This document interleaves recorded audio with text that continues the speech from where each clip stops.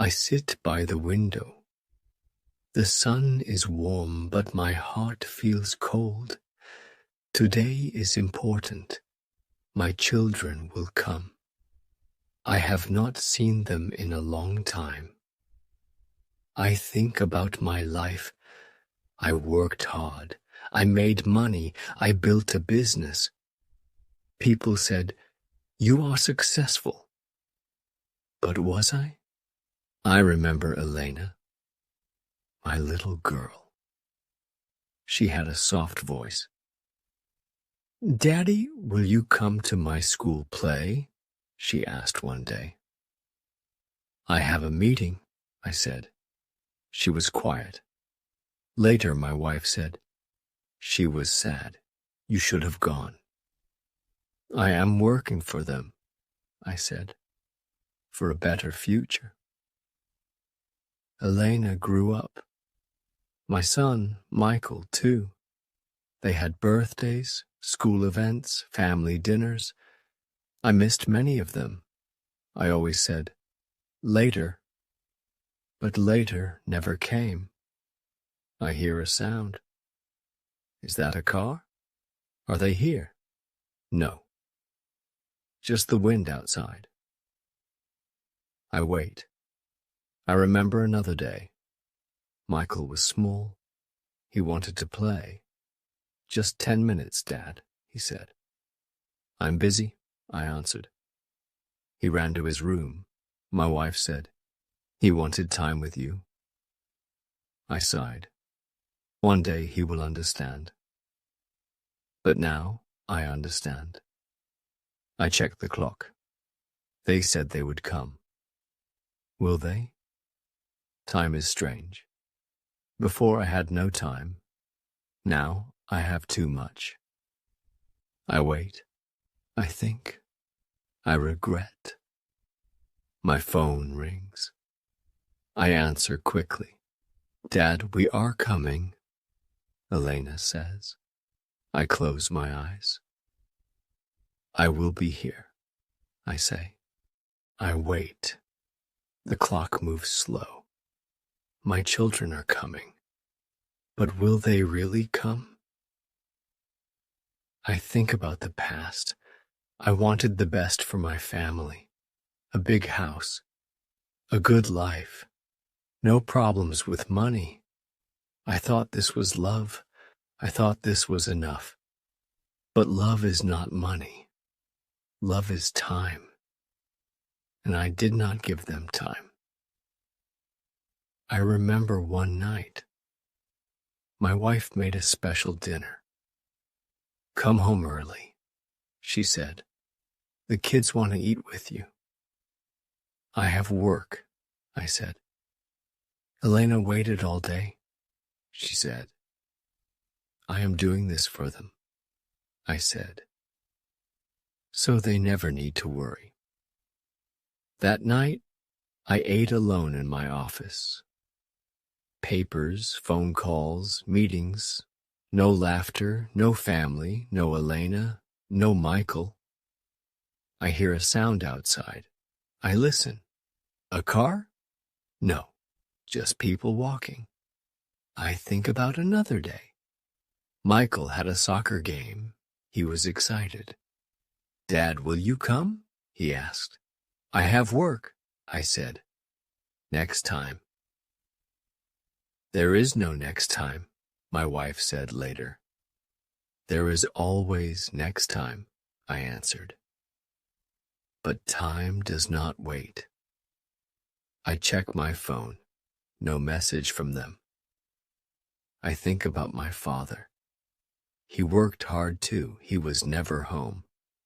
I promise myself I will be different, but I was the same. Elena grew up. She stopped asking. Michael too. One day I realized they did not wait for me anymore. I see the clock again. Time is slow when you wait, but in life, time runs fast. My phone rings. My heart jumps. I answer. "Dad, we are almost there." Elena says. I close my eyes. I will be here, I say. I wait. The clock keeps moving. My children are coming. But will they really come? I think about my wife. She always told me the same thing. You work too much. The children need you. I am doing this for them, I always said. One night, she was waiting for me. Michael cried today, she said. Why? I asked. You promised to go to his school presentation. You did not go. I had an important meeting, I said. He was on stage, looking for you, she said. He did not see you. He looked again. Still, no you. He stood there, waiting. I was quiet. He is learning something, she said. What? I asked. He is learning that work is more important than him. I did not answer. I hear something outside. I listen. A car? No. Just voices on the street. I think about another day. Elena was older. She had good grades. One day she came home happy. Dad, I won an award at school, she said. That's great, I said. I am proud of you. There is a ceremony tomorrow. Will you come? She asked. I have a business trip, I said. She was quiet. That night my wife said she wanted you there. She knows I am busy, I said. She knows, my wife said. That is the problem. I check my phone. No message. I wait.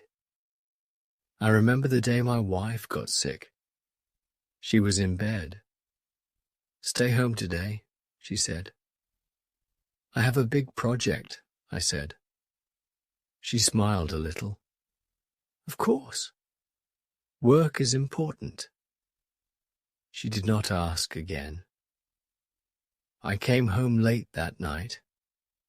The house was quiet. She was sleeping. I sat next to her. I thought, tomorrow, I will stay with her. But there was no tomorrow. I hear something outside again. A car. Maybe. I think about the last time I saw Elena and Michael. It was years ago. They had their own lives. I will visit soon, I said. Okay, Dad, they said. But they did not look at me. I checked my phone again. Still nothing. I ask myself, do they really want to see me? I wait, and keep waiting a little more. The clock moves, but time feels slow. My children said they were coming. But what if they change their mind? I look at my phone. No new messages. I think about the past again. I was always too busy. Always working, always saying, next time. But now I have no more next times. I hear something outside. A car? I listen. The sound stops. I wait. Nothing. Maybe they will not come. Maybe they are too busy now, just like I was. I remember the last time we spoke on the phone. It was months ago. Dad, how are you? Elena asked. I'm fine, I said. How are you and Michael? We are fine, she said. We are busy. Busy, the same word I always used. I wanted to say, please visit me, but I didn't. I checked my phone again. Still nothing. I think about another day, a day long ago. It was Elena's graduation.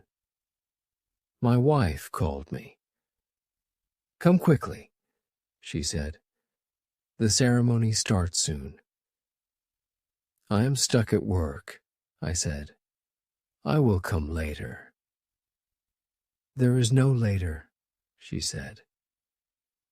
She is walking on stage now. I felt something inside me, but I stayed at work. That night I came home late. Elena was sitting at the table. Her graduation cap was next to her. I waited, she said. I'm sorry, I said. She stood up. It's okay, Dad. I didn't expect you to come. I wanted to say something, but I said nothing. I hear another sound. I listen carefully.